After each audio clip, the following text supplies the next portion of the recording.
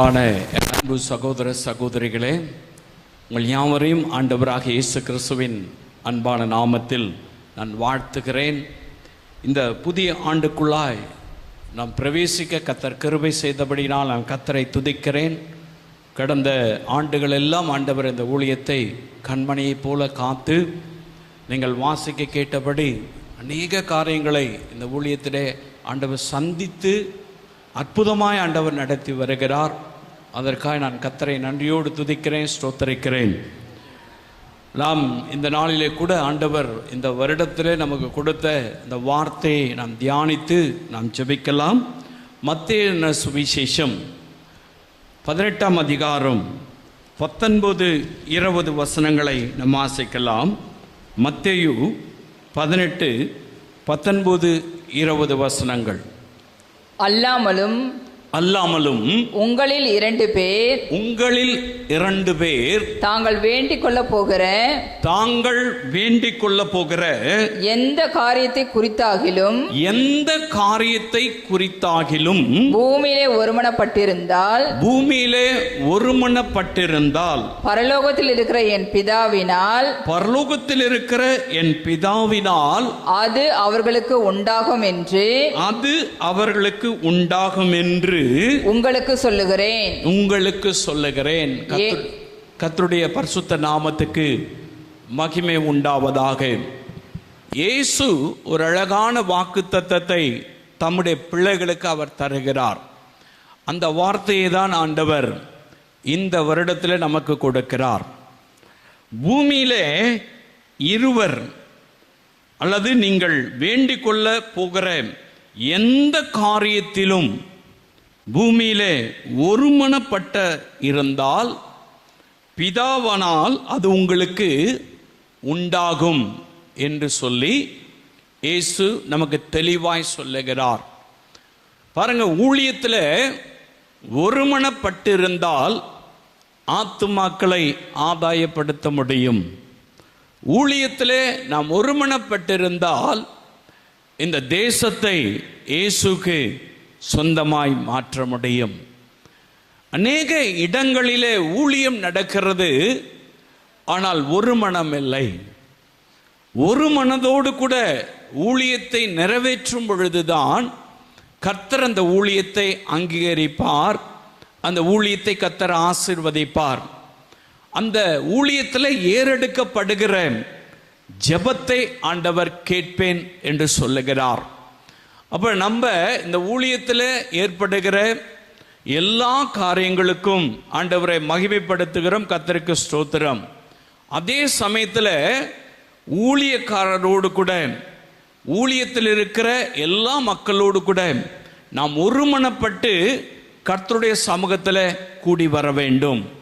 எனக்கு அன்பான அன்பு சகோதரனே சகோதரியே, அப்போஸ்தலர் நடவடிக்கை புஸ்தகத்திலே நீங்கள் வாசித்து பார்த்தால் 2ஆம் அதிகாரம் 46-47 வசனங்களிலே வாசிக்கும் பொழுது அந்த நாட்களிலே ஆதி அப்போஸ்தலர்களால் சுவிசேஷம் அறிவிக்கப்படுகிறது. அங்கு ஏராளமான மக்கள் ஆண்டவரை சொந்த இரட்சகராய் ஏற்றுக்கொள்ளுகிறார்கள். ஞானஸ்நானம் எடுத்து தேவனுடைய பிள்ளைகளாய் அவர்கள் மாறுகிறார்கள். அப்படி மாறினவர்கள் என்ன செய்கிறார்கள் பாருங்கள், வாசிக்கலாம். அவர்கள் ஒருமனப்பட்டவர்களாய் தேவாலயத்திலே அனுதினமும் தரித்திருந்து வீடுகள் தோறும் அப்பம் பிட்டு மகிழ்ச்சியோடும் கபடமில்லாமல் இருதயத்தோடும் போஜனம் பண்ணி தேவனை துதித்து ஜனங்கள் எல்லாரிடத்திலும் தயவு பெற்றிருந்தார்கள். ரட்சிக்கப்படுகிறவர்களை கர்த்தர் அனுதினமும் சபையிலே சேர்த்து கொண்டு வந்தார். பாருங்க, இங்கு ஊழியக்காரர்கள் ஒருமனப்படல. அங்கிருந்த விசுவாசிகள் எல்லாம் ஒருமனப்பட்டு தேவனை துதித்தார்கள். அங்கு அப்பம் பிட்டு வேத வசனங்களால் தங்களை தேற்றிக் கொண்டார்கள். அவர்கள் அனுதினமும் சபையிலே சேர்க்கப்பட்டு சபை பெருகினது.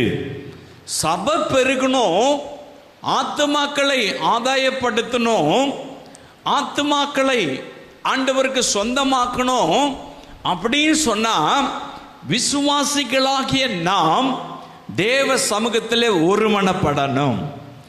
ஒரு மனம் இல்லாமல் கூடுவது ஒரு நன்மையும் நமக்கு உண்டாகாது. சபை ஒரு மனதாக கூடப்படணும். பிரியமானவர்களே, இன்றைக்கு ஏன் சபை வளரல, ஏன் நம்முடைய ஊழியங்களை ஆண்டவர் விஸ்தாரமாக்கலன்னு சொன்னா ஊழியக்கார மேல குற்றம் சுமத்துறது இல்லை. ஊழியம் செய்கிறவர்கள் மேல அவங்க சரியா செய்யல, அவங்க இப்படி நடக்கிறாங்க அப்படி நடக்கிறாங்க என்பது அல்ல. விசுவாசிகள் ஒருமனப்படல, பக்கத்தில் இருக்கிறவங்க பேசல, ஒருத்தருக்கு ஒருத்தர் பேசாம சண்டை போட்டுக்குவாங்க சபைகளில். சில இடங்களில் சும்மா வந்து உட்கார்ந்துட்டு ஸ்தோத்திரம் கூட பண்ண மாட்டாங்க, எழுந்து போயிடுவாங்க. சில இடங்களில் பார்த்தீங்கன்னு சொன்னாக்கா அவர்களை பற்றி இவங்களை பற்றி பேசுறதே பெருசா இருக்கும். பாருங்க, அங்க ஒரு மனம் இல்லாமல் கர்த்தரை ஆராதிப்பதிலே கூடுவதிலே பிரயோஜனம் இல்லை. ஆதி அப்போஸ்தலர்கள் ஊழியம் செய்தபோது விசுவாசிகள் எல்லாம் ஒருமனப்பட்டார்கள். இன்னைக்கு நம்ம சபையில நம்முடைய ஊழியத்தில் ஒரு மனம் இருக்கும் என்று சொன்னால் கர்த்தர் நம்மை எழுப்புதலிலே பயன்படுத்துவார். நாம் இந்த தேசத்தை சொந்தமாக்கணும் சொன்னா நாம் கர்த்தருக்குள்ளாய் ஒருமனப்படணும். கருத்து வித்தியாசங்கள் இருக்கலாம், அல்லது ஏதோ ஒரு காரியத்தில் மிஸ் அண்டர்ஸ்டாண்டிங், கருத்து வேறுபாடுகள் வரலாம். அது மனிதனுடைய இயல்பு தான். ஆனால் தேவனுடைய ஆலயத்துக்குள்ளாய் வந்துவிட்டால், தேவனை ஆராதிக்க வந்துவிட்டால், கர்த்தருடைய சமூகத்தில் வந்துவிட்டால் நம்முடைய இருதயம் எல்லாம் கர்த்தரை மாத்திரம் நோக்கி பார்க்கணும். பேசுகிற மனிதனை அல்ல, பேசுகிற நபர்களை அல்ல. அந்த ஒரு மனத்தோடு கூட நீங்கள் தேவனுடைய வார்த்தை கேட்கும் பொழுதுதான் சபை பெருகும், சபை வளரும். சபை அனுதினமும் ஆட்கள் வந்து சேர்ந்தார்கள் என்று சொன்னால் அங்கு இருக்கிற சபை மக்கள், விசுவாசிகள் எல்லாரும் ஒருமனப்பட்டார்கள். அநேகருடைய வாழ்க்கையை நீங்கள் அறிந்து கொள்ள வேண்டிய ஒரு காரியம், நீங்கள் தனிப்பட்ட வாழ்க்கையிலே ஜெபிக்கிறவர்களாக, வேதத்தை வாசிக்கிறவர்களாக, நீங்கள் சரியாய் நடக்கிறவர்களாக இருக்கலாம். ஆனால் நீங்கள் சபைக்குள்ளாய் வரும் பொழுது, ஆண்டவரை ஆராதிக்க வரும் பொழுது, எப்படி அந்த ஊழியக்காரரோடு நீங்கள் வந்திருக்கிற சபை மக்களோடு கூட ஒரு மனதோடு கூட கர்த்தரை நோக்கி பார்க்கிறீர்கள் என்பதை நீங்களும் நானும் அறிந்து கொண்டால்தான் கர்த்தர் எழுப்புதலை கொண்டு வருவார். ஆதி நாட்களில் எழுப்புதல் வந்தது என்று சொன்னால் அந்த சபை ஒரு மனதோடு கர்த்தரை நோக்கி பார்த்தது. எனக்கு அன்பான அன்பு சகோதரனே, சகோதரியே, கர்த்தர் வாக்கு தத்தம் செய்கிறார். ஒருமனப்பட்டு அவருடைய நாமத்தினாலே கேட்கும் பொழுது பிதாவானவர் அதை கொடுத்து ஆசீர்வதிக்கிறதாக. பிரியமான அன்பு சகோதரனே, சகோதரியே, நம்மை ஆண்டவர் பயன்படுத்த வேண்டும் என்று சொன்னால் நாம் கட்டாயம் ஒரு மனதோடு கூட, விசுவாசிகளாகிய நாம் ஒரு மனதோடு கூட கூடி வர வேண்டும். இரண்டாவது வேதம் சொல்லுகிறது பாருங்கள், அதே அப்போஸ்தலர் நடவடிக்கை புஸ்தகத்தில் 4ஆம் அதிகாரம் 24ஆம் வசனத்தை வாசித்து பார்க்கும் பொழுது அதுக்கு முன்னாடி நடக்கிற சம்பவம் பாருங்க. ஒரு சப்பானி தேவனுடைய ஆலயத்துக்கு முன்பதாய் அமர்ந்திருக்கிறான். பிறவியில் இருந்து எழும்பி நடக்க முடியாத சப்பானியை தர்மம் எடுப்பதற்காக அல்லது அவனை வைத்து பிழைப்பு நடத்துவதற்காக சபைக்கு வெளியிலே, தேவாலயத்துக்கு வெளியிலே அவனை கொண்டு வந்து வைத்துவிட்டு அது உள்ளே போகிறவர்கள் வருகிறவர்கள் ஏதாயிலும் தர்மம் செய்வார்கள், உதவி செய்வார்கள் என்பதாக அவனை கொண்டு வந்து அந்த ஆலயத்துக்கு முன்பதாக வைத்து விடுவார்கள். அப்படி வைக்கப்பட்ட ஒரு நபர் பேதுருவும் யோவானும் போகும் பொழுது இயேசு கிறிஸ்துவின் நாமத்தினாலே அவனுக்கு ஒரு விடுதலையும் ஒரு பெரிய அற்புதமும், அவனுடைய கால்கள் பலனடைந்து நடக்க முடியாதவன், பிறவியில் இருந்து சப்பானியாய் இருக்கிறவன் எழும்பி நடக்கும்படியான அற்புதம் நடந்து விட்டது. இந்த அற்புதத்தை மறைக்கவும் முடியவில்லை, மறுக்கவும் முடியவில்லை.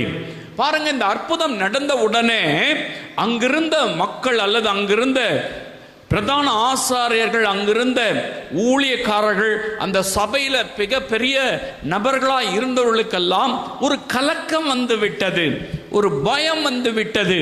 எப்படியாகிலும் இதை தடுத்து நிறுத்த வேண்டும் என்பதற்காக பாருங்க அநேக விதங்களிலே அவர்களுக்கு இடரல் உண்டாக்குறாங்க. அவங்க ஒன்றும் செய்யல, ஊழியக்காரங்க இயேசுவின் நாமத்தை சொன்னாங்க, அற்புதம் நடந்துடுச்சு, அவ்வளவுதான்.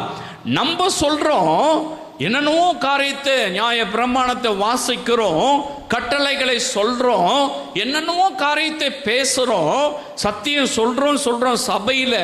ஆனா ஒரு அற்புதம் நடக்கல, ஒரு ஆச்சரியமான காரியமா நடக்கல.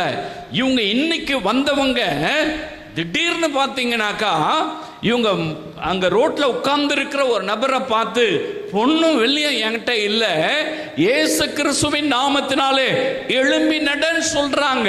அவன் எழும்பி நடந்த உடனே இவங்களால ஜீர்ணிக்க முடியல, இவர்களால் அதை பொறுத்து கொள்ள முடியல, இவர்களால் அதை அக்செப்ட் பண்ண முடியல. எப்படியாகிலும் தடுத்து நிறுத்தணும் சொல்றாங்க. பாருங்க, அப்படி தடுத்து நிறுத்தி எல்லாம் பண்றாங்க, ஒன்றும் நடக்கல, அவங்கள தடுக்கவே முடியல. கர்த்தர் பலத்த காரியங்களை செய்கிறார், ஆவியானவர் பலத்த காரியங்களை செய்கிறார். அவங்க எல்லாம் கடைசியில் அமர்ந்து போனாங்க. பாருங்க, அப்ப என்ன நடக்கிறது? இவர்கள் வந்து எருசலேமில் தம்மோடு கூட இருக்கிற சீஷர்கள் மத்தியிலே நடந்த அற்புதத்தை சொல்றாங்க. அப்படி சொல்லும் பொழுது என்ன நடக்கிறது வாசிக்கலாம். அப்போஸ்தலர் 4ஆம் அதிகாரம் 24வது வசனத்தை வாசிக்கலாம். அவர்கள் அதை கேட்டு, அந்த அற்புதத்தை நடந்த சம்பவத்தை அவர்கள் அதை கேட்டு ஒருமனப்பட்டு கவனிங்க, அவர்கள் அதை கேட்டு, இந்த அற்புதத்தை கேட்டு, நடுவுல ஏற்பட்ட இடையூறுகள், நடுவுல அவங்களுக்கு பிரச்சனை பண்ணத, அவங்கள தடுத்து நிறுத்தினத எல்லாவற்றையும் கேட்டு ஒருமனப்பட்டு தேவனை நோக்கி சத்தமிட்டு இவங்க பேசவே கூடாதுன்னு சொல்லி மிரட்டி அனுப்புறாங்க. இவங்க இயேசுவின் நாமத்தை சொல்லவே கூடாதுன்னு சொல்லிட்டு அவங்களுக்கு கட்டளை கொடுத்து அனுப்புறாங்க. ஆனா என்ன நடக்கிறது பாருங்க, இந்த அற்புதத்தை ஆண்டவர் செய்தார், இயேசு செய்தார் என்று சொல்லி அந்த சீஷர்கள் மத்தியில் அவங்க சொன்னதை கேட்டு அவங்க எல்லாம் ஒருமனப்பட்டு என்ன செஞ்சாங்களாம்? தேவனை நோக்கி சத்தமிட்டு, தேவனை நோக்கி சும்மாலாம் கிடையாது, சத்தமிட்டு. வாசிங்க. கர்த்தாவே, நீர் வானத்தையும் பூமியையும் சமுத்திரத்தையும் அவைகளுள்ள யாவற்றையும் உண்டாக்கின தேவனாயிருக்கிறீர். புறஜாதிகளும் கொந்தளித்து ஜனங்கள் விருதா காரியங்களை சிந்திப்பானேன் என்றும். 24வது வசனம், அவர்கள் ஒருமனப்பட்டு என்ன செஞ்சாங்களாம்? தேவனை நோக்கி சத்தமிட்டு துதித்தார்கள். ஹல்லேலூயா. அவர்கள் தேவனை நோக்கி சத்தமிட்டு தேவனை மகிமைப்படுத்தினார்கள். ஹல்லேலூயா. இரண்டாவது, சபை வளரணும் அப்படின்னு சொன்னாக்கா, நடுவுல நடக்கிற சம்பவத்தை அவங்க சொல்றாங்க இவங்க சொல்றாங்கன்றதெல்லாம் பார்க்காம ஒருமனப்பட்டு எல்லாரும் ஏகோபித்து கர்த்தருடைய நாமத்தை துதிக்கும் பொழுது சபை வளரும். ஹல்லேலூயா. சபையிலே கர்த்தர் அற்புதம் நடக்கணும், அல்லது சபை விருத்தியாகணும், அல்லது ஊழியங்கள் பெருகணும் அப்படின்னு சொன்னா அது துதிக்கிறதாக இருக்கணும். யாரோ ஒருத்தர் துதித்துட்டு சும்மா நின்றுட்டு போற சபை வளராது. யாரோ பேசுறத ஆமா ஆமா அப்படி சொல்லிட்டு நானும் சபைக்கு வந்தேன் சொல்லிட்டு போகிற சபை வளராது, அதிலே ரட்சிப்பு வராது, அங்கு ஆவியானவர் அசைவாட மாட்டார். துதிக்கிற சபையிலே தான் அவர்கள் ஏகோபித்து ஒருமனப்பட்டு சத்தமிட்டு தேவனை மகிமைப்படுத்தினாங்க. நடந்த சம்பவத்தை கேட்டு ஹல்லேலூயா, அவர்கள் தேவனை மகிமைப்படுத்தும் பொழுது அவர்கள் துதித்து துதித்து ஆண்டவரை மகிமைப்படுத்தியிருப்பாங்க. அவ்வளவு உற்சாகம், அவ்வளவு சந்தோஷம், அவ்வளவு ஆர்ப்பரிப்பு ஆண்டவர் செய்த அற்புதத்தை நினைச்சு. ஏன்னா முடவன் சப்பானி நடக்க முடியாதவன் பக்கத்தில் வந்து நிற்கிறான். அதை பார்த்த உடனே அவனுடைய இதயமெல்லாம் அதிசயப்பட்டு பூரிச்சிருக்கும். அவங்க யாரை மகிமைப்படுத்திருப்பாங்க? உண்மையாகவே இயேசுவை மனதார துதித்திருப்பாங்க. அதனால தான் சபை வளர்ந்தது. நம்முடைய சபை துதிக்கிற சபையா இருக்கா? கவனித்து கேளுங்க. துதிக்கிறவளாய் நாம் கூடுகிறோமா? அதில் ஒரு மனம் இருக்கிறதா? யாரோ ஒருத்தர் துதிப்பாங்க, இன்னொருத்தர் வேடிக்கை பார்த்துட்டு இருப்பாங்க, இன்னொருத்தவங்க ஃபோன் பேசிகிட்டு இருப்பாங்க, இன்னொருத்தவங்க அப்போ தான் ஏதோ பிஸியாக அப்படி இப்படி நடந்துட்டு இருப்பாங்க. சில பார்த்தீங்கன்னா அப்போ தான் அவங்க ரீஃப்ரெஷ் ஆவாங்க. பாருங்கள், அதில் ஒரு மனம் இல்லை.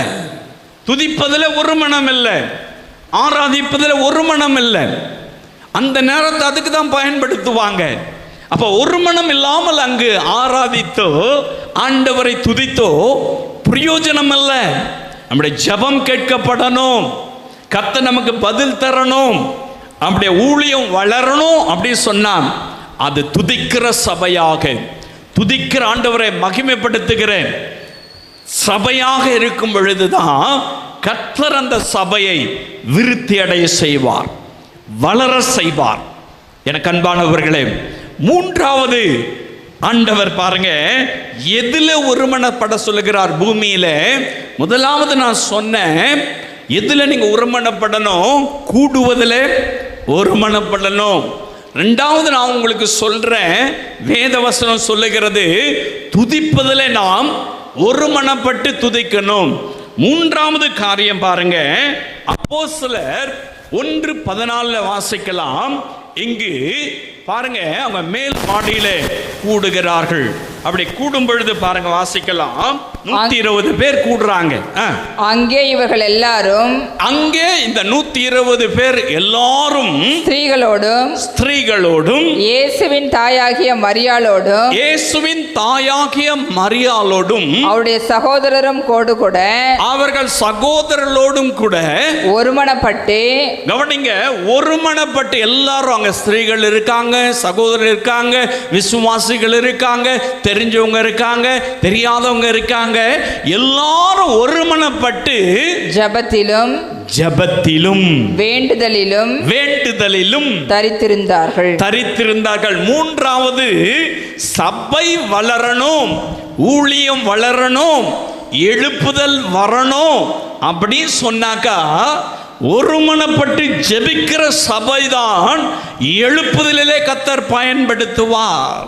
ஒருமனப்பட்டு ஜெபிக்கிற மக்களை தான் கர்த்தர் தம்முடைய வருகைக்காய் பயன்படுத்துவார். பிரியமானவர்களே, பாருங்க, இந்தியாவை இயேசுக்கு சொந்தமாக்கணும், என் தேசத்தை இயேசுக்கு சொந்தமாக்கணும் அப்படின்னு சொல்லிட்டு பார்த்தீங்கன்னா ஜெபிக்கிறதுக்கு ஆட்கள் இருக்காது, ஜெபிக்க முன் வர மாட்டாங்க, ஜெபம் பண்ணவே வெட்கப்படுவாங்க. ஜெபம் பண்ண யாரோ ஒருத்தர் ஜெபம் பண்ணுவாங்க, சும்மா கண்ணை மூடிட்டு போயிட்டு இருப்பாங்க. இப்படி சிந்தனையெல்லாம் வேற எங்கேயோ இருக்கும். பாருங்க, யாரா ஜெபம் பண்ணும்பொழுது பார்த்தாக்கா இவங்க அலட்சியமாக இருப்பாங்க, ஒரு மனமே இருக்காது. அந்த இடத்துல ஜெபம் எப்படி கேட்கப்படும்? அந்த இடத்துல ஆவியானவர் எப்படி கிரியை செய்வார்? வேதம் சொல்லுகிறது பாருங்க, அவங்க 120 பேர் கூடி இருக்கும் பொழுது அவர்கள் ஒருமனப்பட்டு ஜெபித்தார்கள், வேண்டுதல் செய்தார்கள். அந்த ஜெபம்தான் அந்த ஊழியங்களை எல்லாம் விருத்தி அடைய செய்தது. அந்த நாட்களிலே ஏராளமானவர்கள் ரட்சிப்புக்குள்ளாய் வந்தார்கள். கடல் கடந்து தேசங்களை விட்டு தேசம் ஊழியம் பரவி சென்றது. அதுக்கு ஒரே ஒரு காரணம், அவர்கள் எல்லாம் ஒருமனப்பட்டு ஜெபித்தார்கள். ஹல்லேலூயா. நம்ம சபையிலே நீங்களும் நானும் எதுக்கு போகிறோம்? எதுக்கு வருகிறோம்? ஜெபிப்பதற்காக, தேவனை நோக்கி பார்த்து ஜெபிப்பதற்காக. அவங்க தனிப்பட்ட இண்டிவிஜுவல் பிரேயர் இங்க சொல்லப்படல. அவங்க எல்லா ஜனங்களும் ரட்சிக்கப்பட வேண்டும் என்பதற்காக, சுவிசேஷம் அறிவிக்கப்பட வேண்டும் என்பதற்காக, எழுப்புதல் வருவதற்காக, அங்கு எதிர்ப்புகளை மாற்றுவதற்காக, அங்கு அற்புத அடையாளங்கள் நடப்பதற்காக, இயேசுவே மெய்யான தேவன் என்பதை நிரூபிப்பதற்காக அவர்கள் ஒருமனப்பட்டு ஜெபித்தார்கள். எனக்கு அன்பானவர்களே, இன்னைக்கு நம்முடைய சபை வளரணும் அப்படின்னு சொன்னா நம்ம ஒருமனப்பட்டு ஜெபிக்கிற சபையா இருக்கணும். பிரியமானவர்களே, நீங்க ஜெபிக்கலன்னா வேற யார் ஜெபிப்பா? எப்படி எழுப்புதல் வரும்? எப்படி ஆண்டவர் எழுப்புதலை கொடுப்பார்? நீங்களும் நானும் ஜெபிக்கும் பொழுதுதான் தேசத்தில் ஆத்துமாக்களை ஆதாயம் செய்ய முடியும். ஜெபம் வல்லமை உள்ளது. அதில் ஒரு மனம் இருக்கணும், அதில் ஒன்னஸ் இருக்கணும். எல்லாரும் ஒருமனப்பட்டு ஜெபிக்கணும். ஒருமனப்பட்டு ஜெபிக்கிறோமா? அதுதான் நம்முடைய வாழ்க்கையில குறை. அப்புறம் எப்படி சபை வளரும்? அப்புறம் எப்படி எழுப்புதல் வரும்? அப்புறம் எப்படி தேசம் அசைக்கப்படும்? அற்புத அடையாளங்கள் நடக்கும்? அப்புறம் எப்படி எதிர்ப்புகள் மாறும்? ஜனங்கள் ரட்சிக்கப்படுவாங்க, திரளாய் சபையில் சேர்க்கப்படுவாங்க. ஒருமனப்பட்டு ஜெபிக்கும் பொழுதுதான் இந்த அற்புதங்கள் நடக்கும், இந்த ஆச்சரியமான செயல்கள் நடக்கும். ஒரு மனம் இல்லைன்னு சொன்னா அந்த ஜெபம் கேட்கப்பட மாட்டாது. அதை தான் இயேசு சொல்லுகிறார், நீங்கள் வேண்டிக் கொள்ள போகிற எந்த காரியத்தை குறித்தாகிலும் பூமியிலே ஒருமனப்பட்டிருந்தால் பிதாவினால் அது உண்டாகும். ஹல்லேலூயா. அந்த ஜெபத்தை நான் கேட்பேன்னு சொல்றாரு. ஏன் ஜெபம் கேட்கப்படல? ஏன் நம்முடைய ஜெபத்துக்கு ஆண்டவர் பதில் தரல? அதுல ஒரு மனம் இல்லை. ஒருமனப்பட்டு ஜெபிக்கும் பொழுது சபை பெருகினது. ஹல்லேலூயா. இன்னும் ஒரே ஒரு காரியத்தை சொல்லி நான் முடிக்க விரும்புகிறேன். வாசித்து பார்க்கலாம்.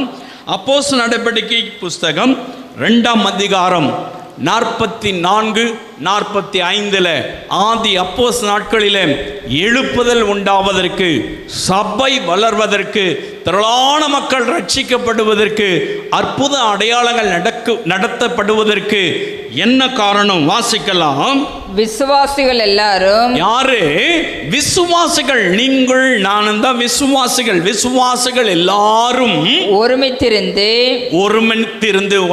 ஒருமனப்பட்டு அல்லது ஒருமித்திருந்து சகலத்தையும் பொதுவாய் வைத்து அனுபவித்தார்கள். காணி ஆட்சிகளையும் ஆஸ்திகளையும் விற்று ஒவ்வொருவனுக்கும் தேவையானதற்கு தக்கதாக அவைகளில் எல்லாருக்கும் பகிர்ந்து கொடுத்தார்கள். ஹல்லேலூயா.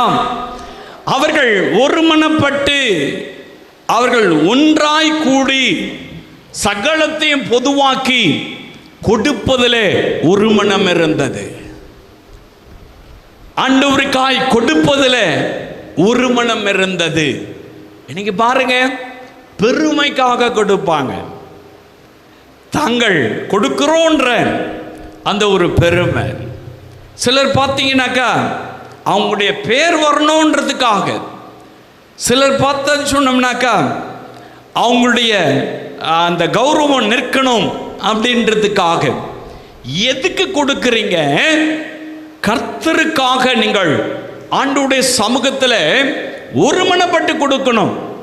கணவன் மனைவி ஒருமனப்படணும், பிள்ளைகள் குடும்பமாய் ஒருமனப்படணும், ஆண்டவருக்காக செய்வதில் ஒருமனப்படணும். அந்த ஒருமனப்பட்டு ஜெபிக்கும் பொழுதுதான் சபை வளரும். சபை கொடுக்கும் பொழுதுதான் சபை வளரும். ஆதி அப்போஸ்தலர் நாட்களிலே சபை வளர்ந்ததுக்கான காரணம் அவர்கள் ஒன்றுமனப்பட்டார்கள், அவர்கள் ஒன்றுபட்டார்கள். ஒன்றுபட்டு எல்லாவற்றையும் விற்று சகலத்தையும் பொதுவாக்கி அவர்களுக்கு தகுந்த விதமாய் எல்லாவற்றையும் கொடுத்து அவர்கள் சபையை வளர்த்தார்கள். சபை வளர்ந்தது, பெருகினது. விசுவாசிகள் எல்லாம் ஒன்று சேர்ந்தாங்க. யார் செஞ்சாங்க இதை? ஊழியக்காரங்களை இங்க குறிப்பிடல, விசுவாசிகள். அவனும் பெரிய மல்டி மில்லியனர்லாம் கிடையாது, பெரிய ஆட்கள்லாம் கிடையாது, சாதாரணமான ஆட்கள். கொடுப்பதில் ஒரு மனம். சபை வளரணும் இல்ல, ஆசீர்வதிக்கப்படணும் இல்ல, கொடுப்பதில் ஒரு மனம் இருக்கணும். அப்படி கொடுக்கிறதுல ஒரு மனம் இருந்தாதான் கர்த்தர் எழுப்புதலிலே பயன்படுத்துவார். ஆதி அப்போஸ்தலர் நாட்களிலே நடந்த அற்புதங்கள் நம்முடைய சபைகளில் நடக்கணும், நம்முடைய ஊழியங்களில் நடக்கணும்னாக்கா கூடி வரும் பொழுது ஒரு மனம் இருக்கணும். கூடுவதில் ஒரு மனம் இருக்கணும், துதிப்பதில் ஒரு மனம் இருக்கணும், ஜெபிப்பதில் ஒரு மனம் இருக்கணும், கொடுக்கிறதுல ஒரு மனம் இருக்கணும். ஹல்லேலூயா. அப்படி செய்யும் பொழுதுதான் இயேசு சொல்லுகிறார், நீங்கள் வேண்டிக் கொள்ள போகிற எந்த காரியத்தை குறித்தாகிலும் பூமியிலே ஒருமனப்பட்டிருந்தால் பிதாவினால் அது உண்டாகும், உங்களுடைய ஜெபம் கேட்கப்படும் என்பதை இயேசு தெளிவாய் சொல்லுகிறார்.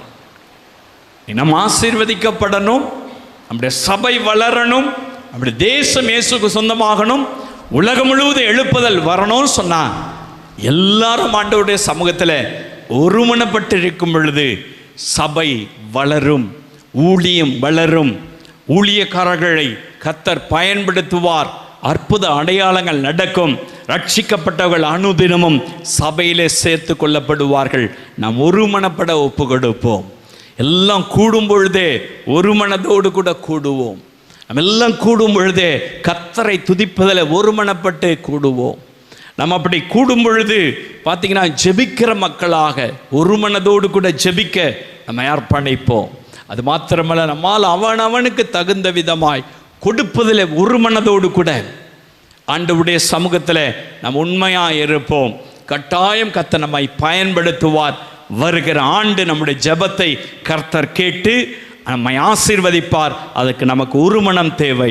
ஆண்டவருடைய சமூகத்தில் நம்ம எல்லாம் ஒருமனப்பட்டு நம்மை அர்ப்பணிக்கலாமா? எல்லாம் எழும்பி நின்று இயேசுவை நோக்கி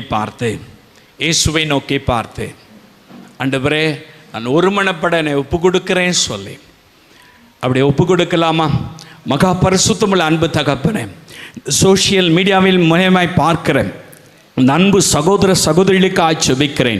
இந்த வார்த்தை கேட்ட ஒவ்வொருடைய வாழ்விலும் ஒரு மனம் உண்டாகட்டும். அவருடைய ஊழியங்களிலும் அவருடைய குடும்பத்திலும் தனிப்பட்ட வாழ்க்கையிலும் அற்புத அடையாளங்களை செய்து தகப்பனே அவளை சுகப்படுத்தி அவருடைய ஜெபத்தை கேட்டு அவர்கள் மேல் அபிஷேகத்தை அனுப்பி கடைசி காலத்தில் ரட்சிப்பை அனுப்பி தகப்பனே நீர் அவளை பயன்படுத்துவீராக. அவளை ஆசீர்வதிங்க இயேசுவின் நாமத்தில் நல்ல பிதாவே.